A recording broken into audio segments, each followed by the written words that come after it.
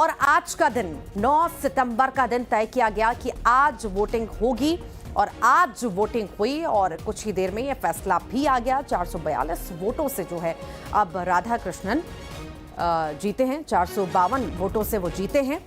दोनों ही तरफ से मजबूती के साथ जो है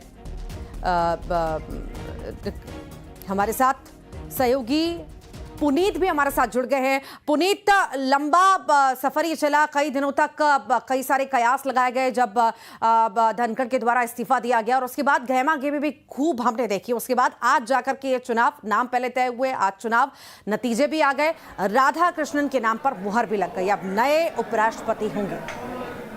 बिल्कुल 452 वोट जो जानकारी है उसके आ रही है, उसके मुताबिक 452 वोट उन्हें हासिल हुए हैं और सीपी राधा कृष्णन जो हैं 152 वोटों से उन्होंने जीत जो है वो दर्ज कर ली है और एनडीए की ये बड़ी जीत है। दरअसल एनडीए की तरफ से पहले ही इस बात का समर्थन कर दिया गया था कि जिसे भी प्रत्याशी बनाया जाएगा सब मिलकर उनका समर्थन करेंगे और यही बात निकलकर सामने आई है और ये एक बड़ी जीत, 152 वोटों से एक बड़ी जीत यहाँ पर एनडीए को उपराष्ट्रपति के चुनाव में हासिल हुई है।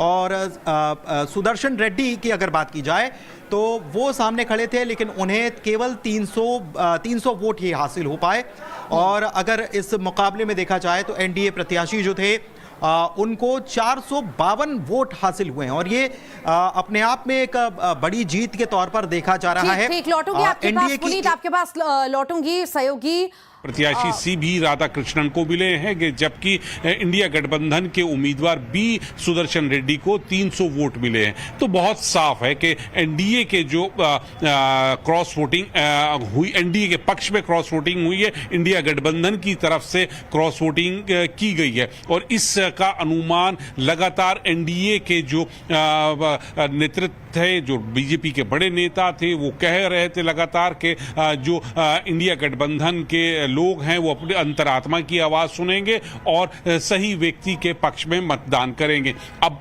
किसने मतदान किया, क्रॉस वोटिंग किसने की, ये बात की चीज है, लेकिन फिलहाल जो आंकड़े हैं वो यही बताते हैं कि एनडीए के उम्मीदवार सीपी राधाकृष्णन को इंडिया गठबंधन की तरफ से भी वोट मिले हैं। उनको जो टोटल वोट मिले हैं 452 वोट मिले हैं। उनकी जीत पहले से तय थी, इसको लगाया जा रहा था क्योंकि आंकड़े उनके पक्ष में थे, लेकिन 452 का आंकड़ा जो सामने आया वो साबित कर रहा है कि इंडिया गठबंधन की तरफ से भी क्रॉस वोटिंग की गई है और सीबी राधाकृष्णन के पक्ष में मतदान हुआ है। तो एक ये बड़ी हार है और वैसे इस हार के लिए एनडीए इंडिया गठबंधन के जो लोग हैं वो पहले से तैयार थे क्योंकि पहले से ही सबको पता था कि आंकड़े क्या रहेंगे, स्थिति क्या रहेगी और वो ही स्थिति अब सामने आ चुकी है। परिणाम घोषित हो चुके हैं। 15वें उपराष्ट्रपति हमारे सीबी राधाकृष्णन हैं। जी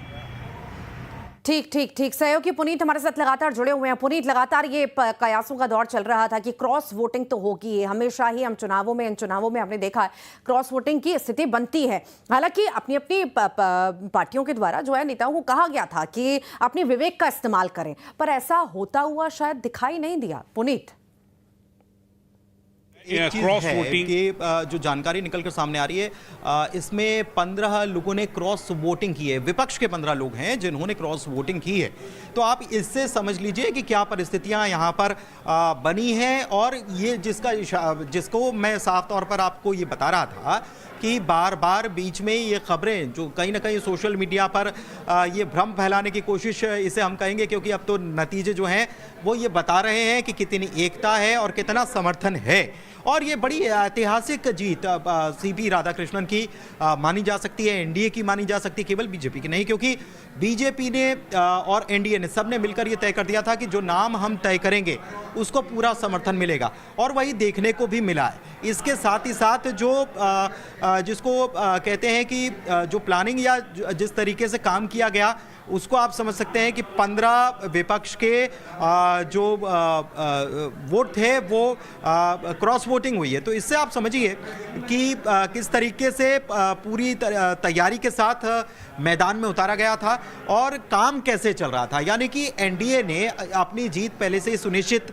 जो की थी उसके लिए पूरा काम किया है और समर्थन जो है पूरी तरह से सरकार को भी पूरा समर्थन है, ये बताता है।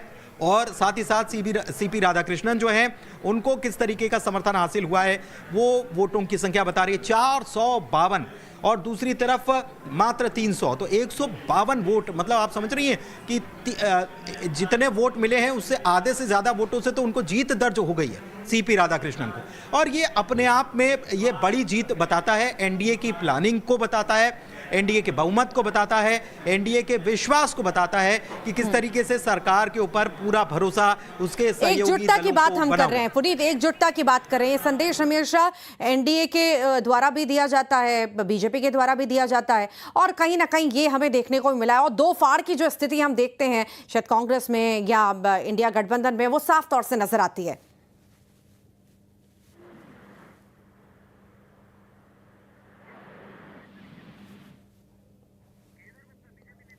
और हमारे साथ केदार गुप्ता जी जुड़ गए हैं, बीजेपी नेता। केदार जी, बहुत बधाई, आपके द्वारा जो नाम तय किया गया, उन्हें जीत भी हासिल हुई। अब मैदान में रहेंगे, क्या कुछ कहेंगे क्रॉस वोटिंग को लेकर के, क्या कुछ कहेंगे?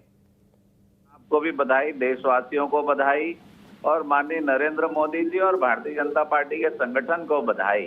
देखिए, पूरा विपक्ष जो है वो टूटा हुआ है और उनमें बड़ा मतभेद है, और देश की जनता भी देख रही है, सारे सांसद देख रहे हैं, उनकी पार्टी के सांसद देख रहे हैं। जब माननीय नरेंद्र मोदी जैसे प्रधानमंत्री, जिनका विश्व में नाम है, उनको मां